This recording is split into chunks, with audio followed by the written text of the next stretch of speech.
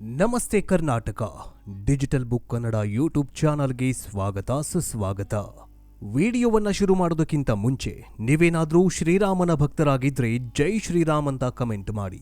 ಅಯೋಧ್ಯ ರಾಮ ಮಂದಿರದ ಬಗ್ಗೆ ನಿಮ್ಮ ಅನಿಸಿಕೆ ಏನು ಅನ್ನೋದನ್ನು ಕೂಡ ಕಮೆಂಟ್ ಮೂಲಕ ತಿಳಿಸಿ. ಬನ್ನಿ ವಿಡಿಯೋವನ್ನು ಶುರು ಮಾಡೋಣ. ಅಯೋಧ್ಯೆ ಹಲವಾರು ಪವಾಡಗಳನ್ನು ಸೃಷ್ಟಿ ಮಾಡ್ತಾ ಇರುವ ಪುಣ್ಯ ಕ್ಷೇತ್ರ. ಶ್ರೀ ಬಾಲರಾಮ ತನ್ನ ಆಸ್ಥಾನದಲ್ಲಿ ವಿರಾಜಮಾನನಾಗ್ತಾ ಇದ್ದಂತೆ ಅಯೋಧ್ಯೆಯಲ್ಲಿ ಒಂದಿಲ್ಲ ಒಂದು ಪವಾಡಗಳು ನಡೀತಾಗಿದೆ. ತಿರುಪತಿಯಲ್ಲಿ ತಿಮ್ಮಪ್ಪನ ಪವಾಡ, ಶಿರಡಿಯಲ್ಲಿ ಸಾಯಿಬಾಬಾ ಪವಾಡ, ಮಂತ್ರಾಲಯದಲ್ಲಿ ಗುರುರಾಯರ ಪವಾಡ, ಹೀಗೆ ಎಲ್ಲಾ ಕ್ಷೇತ್ರಗಳಲ್ಲಿ ಒಂದಿಲ್ಲ ಒಂದು ಪವಾಡಗಳು ನಡೆದು ಅವು ಭಕ್ತರಿಗೆ ಮತ್ತಷ್ಟು ಹತ್ತಿರವಾಗ್ತಾ ಇದ್ದಾವೆ. ಆದ್ರಿಂದ ಇದೀಗ ಅಯೋಧ್ಯೆಯ ಬಾಲರಾಮ ಕಲಿಯುಗದಲ್ಲಿ ತನ್ನ ಇರುವಿಕೆಯನ್ನ ಪವಾಡಗಳ ಮೂಲಕ ಜಗಜ್ಜಾಹಿರು ಮಾಡುತ್ತಿದ್ದಾನೆ. ರಾತ್ರೋರಾತ್ರಿ ಅಯೋಧ್ಯೆಯ ನಿವಾಸಿಗಳನ್ನ ಬಡಿದೆಬ್ಬಿಸುವಂತೆ ಭಾಸವಾಗ್ತಾಗಿದೆ. ಗರ್ಭಗುಡಿಯಲ್ಲಿ ಯಾರೋ ಮಕ್ಕಳು ಆಟವಾಡಿದಂತೆ ಭಾಸವಾಗ್ತಾಗಿದೆ. ಅಷ್ಟೇ ಎಲ್ಲ, ಬಾಲರಾಮ ರಾತ್ರೋರಾತ್ರಿ ನರ್ತನೆ ಮಾಡ್ತಿದ್ದಾನೆ ಅಂತ ಹಲವಾರು ಭಕ್ತರು ನಂಬಿದ್ದಾರೆ. ಹಾಗಾದ್ರೆ ಏನಿದು ಬಾಲರಾಮನ ಗರ್ಭಗುಡಿ ರಹಸ್ಯ? ಇಷ್ಟು ದೊಡ್ಡ ಗರ್ಭಗುಡಿಯಲ್ಲಿ ಬಾಲರಾಮ ಹೇಗೆ ಪವಾಡಗಳನ್ನು ಸೃಷ್ಟಿ ಮಾಡ್ತಿದ್ದಾನೆ? ಗರ್ಭಗುಡಿಯ ಸಿಸಿಟಿವಿಯನ್ನ ಚೆಕ್ ಮಾಡಿದ ಅರ್ಚಕರು ಶಾಕ್ ಆಗಿದ್ದಾದ್ರೂ ಯಾಕೆ? ಈ ಎಲ್ಲ ಇಂಚಿಂಚು ಮಾಹಿತಿಯನ್ನ ಈ ವಿಡಿಯೋದಲ್ಲಿ ನೋಡೋಣ. ವಿಡಿಯೋ ತುಂಬಾ ಇಂಟ್ರೆಸ್ಟಿಂಗ್ ಆಗಿರುತ್ತೆ, ಪೂರ್ತಿಯಾಗಿ ನೋಡಿ. ಈ ಮಾಹಿತಿಗಳನ್ನೆಲ್ಲ ತುಂಬಾ ಕಷ್ಟಪಟ್ಟು ನಿಮಗೆ ತಿಳಿಸೋದಕ್ಕೆ ನಮ್ಮ ಪ್ರಯತ್ನ. ಇಂತಹ ವಿಸ್ಮಯಕಾರಿ ಸುದ್ದಿಗಳನ್ನು ನಿಮ್ಮ ಮುಂದಿಡುವ ಪ್ರಯತ್ನ ನಮ್ಮದಾಗಿದೆ. ನಮ್ಮ ಈ ಪ್ರಯತ್ನಕ್ಕೆ, ಈ ಶ್ರಮಕ್ಕೆ ನಿಮ್ಮಿಂದ ಬಯಸೋದು ಒಂದೇ ಒಂದು, ವಿಡಿಯೋಗೆ ಲೈಕ್ ಕೊಟ್ರಾ? ಜೊತೆಗೆ ನೀವೇನಾದರೂ ಶ್ರೀರಾಮನ ಭಕ್ತರಾಗಿದ್ರೆ ಜೈ ಶ್ರೀರಾಮ್ ಅಂತ ಕಮೆಂಟ್ ಮಾಡಿ. ಸೊ ಇನ್ಯಾಕ್ತಡ, ಬನ್ನಿ ಸುದ್ದಿ ಜಾಲದೊಳಗೆ ಹೋಗೋಣ. ಭಾರತದ ಮೇಲೆ ಆಕ್ರಮಣ ಮಾಡಿದವರ ಇತಿಹಾಸವನ್ನ ನೋಡಿದ್ರೆ ಬಾಬರ ಆಕ್ರಮಣದಿಂದ ಹಿಡಿದು ಲೂಟಿ ಹೊಡೆದ ಬ್ರಿಟಿಷರವರೆಗೂ ಇವರೆಲ್ಲರ ಗುರಿ ಒಂದೇ ಆಗಿತ್ತು: ಭಾರತದ ಸಂಸ್ಕೃತಿಯನ್ನ ಹಾಳು ಮಾಡೋದು, ವಿಶ್ವದ ಮಟ್ಟದಲ್ಲಿ ಭಾರತವನ್ನ ಅಪಮಾನ ಮಾಡೋದು. ಆದ್ರಿಂದ ಸೋಮನಾಥ, ಕಾಶಿ, ಮಥುರಾ ಮತ್ತು ಅಯೋಧ್ಯ ದೇವಸ್ಥಾನಗಳನ್ನ ಇವರೆಲ್ಲರೂ ಧ್ವಂಸ ಮಾಡಿದ್ರು. 1528ರಲ್ಲಿ ಅಯೋಧ್ಯೆಯಲ್ಲಿ ಒಂದು ಘಟನೆ ನಡೆಯುತ್ತೆ. ಶ್ರೀರಾಮನ ಹುಟ್ಟೂರಿನಲ್ಲಿ ಪ್ರಭು ಶ್ರೀರಾಮನ ಮಂದಿರವನ್ನ ಮೊಘಲ್ ರಾಜ ಬಾಬರ ದಾಳಿ ಮಾಡಿ ಧ್ವಂಸ ಮಾಡ್ತಾನೆ. ಈ ಒಂದು ಘಟನೆ ಭಾರತೀಯರನ್ನ ಕೆರಳಿಸಿತ್ತು, ಹಿಂದೂಗಳನ್ನ ಬಡಿದೆಬ್ಬಿಸಿತ್ತು. ಅಂದು ಮಾಡಿದ ಆ ದಾಳಿ ಇಡೀ ಭಾರತೀಯರ ಭಾವನೆಗಳ ಮೇಲೆ ದಾಳಿ ಮಾಡಿದಂತಿತ್ತು. ಕಾರಣ, ಭಾರತೀಯ ಉಸಿರಾಗಿರುವ ರಾಮನ ಮೇಲೆಯೇ ಇಂತಹ ದಾಳಿ ನಡೆದುಬಿಡ್ತಲ್ಲ, ಇದನ್ನು ಹೇಗೆ ಸಹಿಸೋದು ಅಂತ ಅಂದಿನಿಂದ ಅಯೋಧ್ಯೆಯಲ್ಲಿ ಸಂಘರ್ಷದ ಹೊಗೆ ಆಡೋದಕ್ಕೆ ಶುರು ಮಾಡಿತು. ಭಾರತ ರಾಮಲಲ್ಲಾನ ಜನ್ಮಭೂಮಿಯಲ್ಲಿ ರಾಮ ಮಂದಿರ ಕೆಡವಿ ಬಾಬ್ರಿ ಮಸೀದಿ ನಿರ್ಮಾಣವಾಗತ್ತೆ. ಅಯೋಧ್ಯ ಮಂದಿ ಮಸೀದಿ ಕೆಡವಿ ರಾಮ ಮಂದಿರ ನಿರ್ಮಾಣ ಮಾಡಬೇಕು ಅಂತ ಹೋರಾಟ ಮಾಡ್ತಾರೆ. ಹಿಂದೂಗಳ ಪವಿತ್ರ ಸ್ಥಳದಲ್ಲಿ ಆದಂತಹ ಅಪಮಾನವನ್ನ, ದಾಳಿಯನ್ನ ಎದುರಿಸೋದಕ್ಕೆ ಹೋರಾಟ ಶುರು ಮಾಡ್ತಾರೆ. ಅದೇ ಸರಿಯು ನದಿಯಲ್ಲಿ ರಕ್ತ ಹರಿದಿತ್ತು. ಇದೇ ಅಯೋಧ್ಯೆಯಲ್ಲಿ ಅದೆಷ್ಟೋ ಸಾಧು ಸಂತರು, ಯುವಕರು, ರಾಮಭಕ್ತರು ರಾಮ ಜನ್ಮಭೂಮಿ ಮುಕ್ತಿಗಾಗಿ ಪ್ರಾಣ ಕಳೆದುಕೊಂಡಿದ್ದಾರೆ. ಹಿಂದೂಗಳ ಮೇಲೆ ಅನೇಕ ಬಾರಿ ದಾಳಿಯಾಯಿತು. ಕೈಯಲ್ಲಿ ತಲವಾರು ಹಿಡಿದು ಹೋರಾಡಿದ್ರು, ಯುದ್ಧ ಮಾಡಿದ್ರು, ಸಾವು ನೋವುಗಳಾದವು. ಹಿಂದೂಗಳು ಮಾತ್ರ ಸೋಲಲೇ ಇಲ್ಲ. ಆಗಸ್ಟ್ 15, 1947 ಭಾರತಕ್ಕೆ ಸ್ವಾತಂತ್ರ್ಯ ಸಿಕ್ತು. ಇಡೀ ದೇಶವೇ ಖುಷಿಯಲ್ಲಿತ್ತು. ಆದರೆ ಅಂದೇ ಈ ವಿವಾದಿತ ರಾಮ ಜನ್ಮಭೂಮಿಯಲ್ಲಿ ಒಂದು ದೊಡ್ಡ ಘಟನೆ ನಡೆಯುತ್ತೆ. ಹೊಸ ಬೆಳಕೊಂದು ಮೂಡತ್ತೆ. ಅಚಾನಕ್ ಆಗಿ 23 ಡಿಸೆಂಬರ್ 1949ರಲ್ಲಿ ಇದೇ ಬಾಬ್ರಿ ಮಸೀದಿಯಲ್ಲಿ ರಾಮನ ಮೂರ್ತಿ ಪ್ರಕಟವಾಗತ್ತೆ. ರಾಮ ಜನ್ಮಭೂಮಿಯಲ್ಲಿ ಪ್ರಭು ಶ್ರೀರಾಮಚಂದ್ರ ಪ್ರಕಟವಾದ್ರಲ್ಲ ಅಂತ ಇಡೀ ರಾಮ ಭಕ್ತರು ಖುಷಿ ಪಡ್ತಾರೆ. ಜನ ಬಂದು ದರ್ಶನ ಪಡಿತಾರೆ.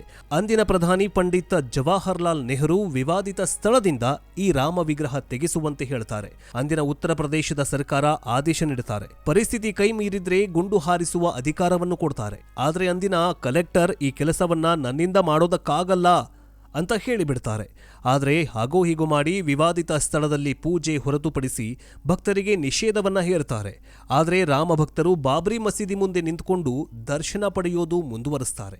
ಹೀಗೆ ಅಯೋಧ್ಯ ರಾಮ ಮಂದಿರದಲ್ಲಿ ತನ್ನ ಅಸ್ತಿತ್ವವನ್ನ ಕಳೆದುಕೊಂಡಿದ್ದಂತಹ ರಾಮ ಈಗ ಮತ್ತೆ ಪ್ರತಿಷ್ಠಾಪನೆಗೊಂಡಿದ್ದಾನೆ, ಅದು ಭವ್ಯವಾಗಿ. ಈ ಪ್ರತಿಷ್ಠಾಪನೆಯನ್ನ ಮಾಡೋದಕ್ಕೆ ಬರೀ ಮೋದಿ ಮಾತ್ರವಲ್ಲ, ಹಿಂದೂಗಳು ಕೂಡ ಸಾಕಷ್ಟು ಹೋರಾಟ ಮಾಡಿದ್ದಾರೆ. ಇಂದು ಅಯೋಧ್ಯೆಯಲ್ಲಿ ರಾಮ ಮತ್ತೆ ಪ್ರತಿಷ್ಠಾಪನೆಯಾಗಿದ್ದಾನೆ. ಕರ್ನಾಟಕದ ಮೈಸೂರಿನ ಕಟ್ಟಿನಲ್ಲೇ ರಾಮನ ವಿಗ್ರಹವನ್ನ ಕೆತ್ತನೆ ಮಾಡುವುದಕ್ಕೆ ಕೊಟ್ಟಿದ್ರು. ನಂತರ ಭವ್ಯ ರಾಮ ಮಂದಿರ ದೇಗುಲದಲ್ಲಿ ಪ್ರಭು ಶ್ರೀರಾಮನ ವಿಗ್ರಹಕ್ಕೆ ನರೇಂದ್ರ ಮೋದಿ ಪ್ರಾಣ ಪ್ರತಿಷ್ಠಾಪನೆ ಮಾಡಿದ್ರು. ನಂತರ ಶುರುವಾಯಿತು ನೋಡಿ ಶ್ರೀ ಬಾಲರಾಮನ ಅಸಲಿಯಾಟ. ಅಯೋಧ್ಯೆಗೆ ಪ್ರತಿದಿನ ಸಾವಿರಾರು ಮಂದಿ ಭಕ್ತರು ಬರ್ತಿದ್ದಾರೆ. ಗರ್ಭಗುಡಿಯಲ್ಲಿ ವಿರಾಜಮಾನರಾಗಿರುವ ರಾಮನ ದರ್ಶನ ಪಡೆದು ಪುನೀತರಾಗ್ತಿದ್ದಾರೆ. ಯಾವಾಗ ಬಾಲರಾಮನ ಪ್ರಾಣ ಪ್ರತಿಷ್ಠಾಪನೆಯಾಯಿತೋ ಪ್ರತಿದಿನ ವಿಗ್ರಹದಲ್ಲಿ ಬದಲಾವಣೆಗಳು ಆಗ್ತಾ ಇದ್ದಾವೆ. ಬಾಲರಾಮನ ಪ್ರತಿಮೆಯಲ್ಲಿ ಜೀವಂತಿಕೆ ಎದ್ದು ಕಾಣಿಸ್ತಾ ಇದೆ. ಶ್ರೀರಾಮನ ಮುಖದಲ್ಲಿ ಹಲವಾರು ಬದಲಾವಣೆಗಳು ಆಗಿರೋ ಕುರಿತು ಹಿಂದಿನ ವಿಡಿಯೋದಲ್ಲಿ ಹೇಳಿದ್ವಿ. ಇದಿಷ್ಟೇ ಇಲ್ಲದೆ ಗರ್ಭಗುಡಿಯಲ್ಲಿ ಗೆಜ್ಜೆ ಶಬ್ದ ಕೇಳಿ ಬರ್ತಾ ಇದೆ ಅಂತ ಮಾತನಾಡ್ಕೊಳ್ತಿದ್ದಾರೆ. ಅದರಲ್ಲೂ ರಾತ್ರಿಯ ವೇಳೆ ಗರ್ಭಗುಡಿಯಲ್ಲಿ ಮಕ್ಕಳು ಆಟವಾಡೋ ಹಾಗೆ, ಯಾರೋ ನರ್ತನೆ ಮಾಡೋ ಹಾಗೆ ಭಾಸವಾಗ್ತಿದೆ ಅಂತ ಕೆಲವರು ಸುದ್ದಿಯನ್ನ ವೈರಲ್ ಮಾಡ್ತಿದ್ದಾರೆ. ನಿಮಗೆಲ್ಲ ಗೊತ್ತಿರೋ ಹಾಗೆ ಪ್ರಧಾನಿ ನರೇಂದ್ರ ಮೋದಿ ಚಿನ್ನದ ಗೆಜ್ಜೆಗಳನ್ನ ರಾಮನ ಪಾದಕ್ಕೆ ಅರ್ಪಿಸಿದ್ರು. ಇಂದು ಇದೇ ಪಾದದಿಂದ ಗೆಜ್ಜೆಯ ಶಬ್ದ ಕೇಳಿ ಬರ್ತಾಗಿದೆ. ಅಷ್ಟು ಮಾತ್ರವಲ್ಲ, ಗರ್ಭಗುಡಿಯಲ್ಲಿ ಹಾಕಲಾಗಿರೋ ಸಿಸಿಟಿವಿಯನ್ನ ಪರೀಕ್ಷೆ ಮಾಡಿದಾಗ ಅರ್ಚಕರಿಗೆ ಶಾಕ್ ಆದಿತ್ತು. ಅದೇನಂದ್ರೆ ಗರ್ಭಗುಡಿಯ ಒಳಗಿನಿಂದ ಗೆಜ್ಜೆ ಶಬ್ದ ಬರ್ತಾ ಇದ್ರು ಸಿಸಿಟಿವಿಯಲ್ಲಿ ಯಾವುದೇ ಚಲನವಲನೆಗಳು ಸೆರೆಯಾಗಿರಲಿಲ್ಲ. ಹಾಗಾದ್ರೆ ಈ ಗೆಜ್ಜೆ ಸದ್ದು ಹೇಗೆ ಬರ್ತಾ ಇದೆ ಅಂತ ಸೂಕ್ಷ್ಮವಾಗಿ ಗಮನಿಸಿ ನೋಡಿದಾಗ ಅಲ್ಲಿ ಸತ್ಯವೊಂದು ಬಯಲಾಗಿದೆ. ಕೆಲವೊಮ್ಮೆ ಪೂಜೆ ಮಾಡುವ ವೇಳೆ ದೇವರಿಗೆ ಇಡಲಾಗಿದ್ದ ಹೂಗಳು ಬೀಳುವುದು ನೀವೆಲ್ಲ ನೋಡೇ ಇರ್ತೀರ. ಅದರಂತೆ ಬಾಲರಾಮನ ವಿಗ್ರಹಕ್ಕೆ ಹಾಕಲಾಗಿರುವ ದೊಡ್ಡ ದೊಡ್ಡ ಹಾರಗಳು ಆಕಸ್ಮಿಕವಾಗಿ ರಾತ್ರಿ ವೇಳೆ ಬೀಳ್ತಾ ಇರುತ್ತೆ. ಕೆಳಗಿದ್ದ ಗೆಜ್ಜೆಗಳು ನೆಲಕ್ಕೆ ಬಿದ್ದ ಪರಿಣಾಮ ಗೆಜ್ಜೆ ಶಬ್ದ ಕೇಳಿ ಬರ್ತಾಗಿದೆ. ಆದರೆ ಕೆಲವರು ರಾಮನೇ ರಾತ್ರೋರಾತ್ರಿ ಗರ್ಭಗುಡಿಯೊಳಗೆ ನರ್ತನೆ ಮಾಡ್ತಿದ್ದಾನೆ ಅಂತ ಸುದ್ದಿಯನ್ನ ವೈರಲ್ ಮಾಡ್ತಿದ್ದಾರೆ. ಅಲ್ಲದೆ ರಾಮನ ವಿಗ್ರಹಕ್ಕೆ ಹಾಕಲಾಗಿರುವ ಬಟ್ಟೆಯು ಗಾಳಿಯಲ್ಲಿ ಹಾರಿದ ಪರಿಣಾಮ ಮೈಮೇಲೆ ಹಾಕಲಾಗಿರುವ ಒಡವೆಗಳು ಕೂಡ ಸದ್ದು ಮಾಡ್ತಿರಬಹುದು ಅಂತ ಹೇಳಲಾಗ್ತಿದೆ. ಇವೆಲ್ಲವೂ ಕೂಡ ವೈಜ್ಞಾನಿಕವಾಗಿ, ಆದರೆ ಭಕ್ತರು ಈ ಥರ ನಂಬುತ್ತಿದ್ದಾರೆ. ಇನ್ನು ರಾಮನ ವಿಗ್ರಹದಲ್ಲಿ ಮತ್ತೊಂದು ಭಾರಿ ಬದಲಾವಣೆ ಕಾಣಿಸ್ತಾಗಿದೆ. ರಾಮನ ಮೈ ಬಣ್ಣ ಬದಲಾಗ್ತಾ ಇದ್ದು ಕಪ್ಪು ಬಣ್ಣದಿಂದ ರಾಮನ ಮೈ ಬಣ್ಣ ಕಂದು ಬಣ್ಣಕ್ಕೆ ತಿರುಗುತ್ತಾ ಇದೆ. ಮೊದಲಿಗೆ ರಾಮನ ಮೂರ್ತಿಯು ಕಡು ಕಪ್ಪು ಬಣ್ಣದಿಂದ ಕೂಡಿತ್ತು. ಆದರೆ ಬರ್ತಾ ಬರ್ತಾ ರಾಮನ ಮೈ ಬಣ್ಣ ಕಂದು ಬಣ್ಣಕ್ಕೆ ಬದಲಾಗ್ತಾ ಇದೆ. ಪ್ರತಿದಿನ ವಿಗ್ರಹದಲ್ಲಿ ಬದಲಾವಣೆಯಾಗ್ತಾ ಇರೋದನ್ನ ಕಂಡು ಅರ್ಚಕರೇ ಒಂದು ಕ್ಷಣ ಅಚ್ಚರಿಯಾಗಿದ್ದಾರೆ. ಆದರೆ ವಿಜ್ಞಾನಿಗಳೇನು ಹೇಳ್ತಾರಂತಂದ್ರೆ, ಇದು ವಿಗ್ರಹ ಕಂದು ಬಣ್ಣಕ್ಕೆ ತಿರುಗಿರೋದಲ್ಲ, ಬದಲಿಗೆ ಅಲಂಕಾರದಿಂದ ಈ ರೀತಿ ಕಂಡು ಬರ್ತಾ ಇದೆ. ರಾಮನಿಗೆ ಯಾವ ಬಣ್ಣದ ಬಟ್ಟೆ ಹಾಕಲಾಗ್ತಾ ಇದೆಯೋ ಆ ವಸ್ತ್ರ ರಿಫ್ಲೆಕ್ಟ್ ಆಗತ್ತೆ ಅಂತ ವಿಜ್ಞಾನಿಗಳು ಹೇಳ್ತಿದ್ದಾರೆ. ಆದರೆ ಭಕ್ತರು ರಾಮನ ಮೂರ್ತಿಯಲ್ಲಿ ಜೀವಂತಿಕೆ ಎದ್ದು ಕಾಣಿಸ್ತಾ ಇದೆ ಅಂತ ಭಕ್ತರು ನಂಬ್ತಿದ್ದಾರೆ. ಇನ್ನು ಬಾಲರಾಮನ ಮುಖದಲ್ಲಿ ನಗುವಿನ ಜೊತೆಗೆ ಮುಖಭಾವವೂ ಕೂಡ ಬದಲಾವಣೆಯಾಗ್ತಾ ಇದೆ ಅಂತ ಅರ್ಚಕರು ಹೇಳಿದ್ರು.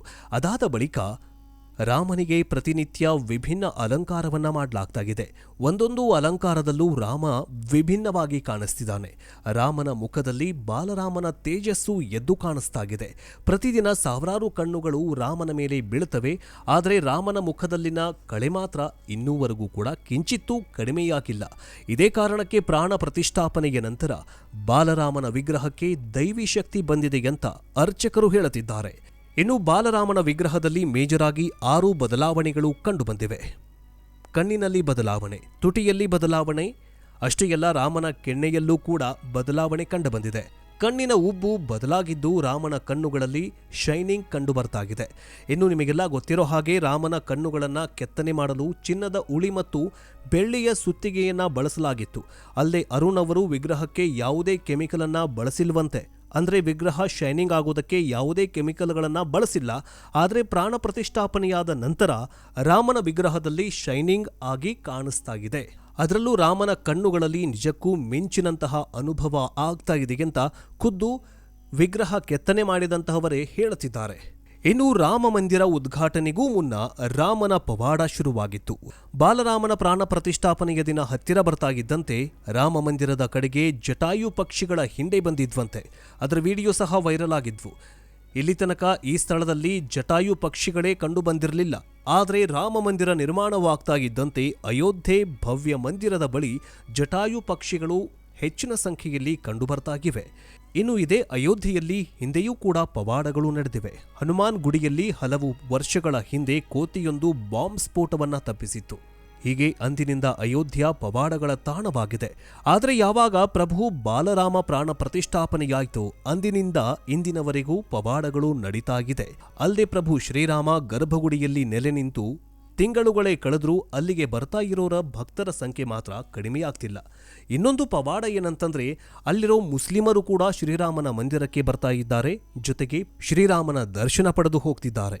ಇದೇ ಅಲ್ವಾ ಶ್ರೀರಾಮನ ಪವಾಡ ಅನ್ನೋದು.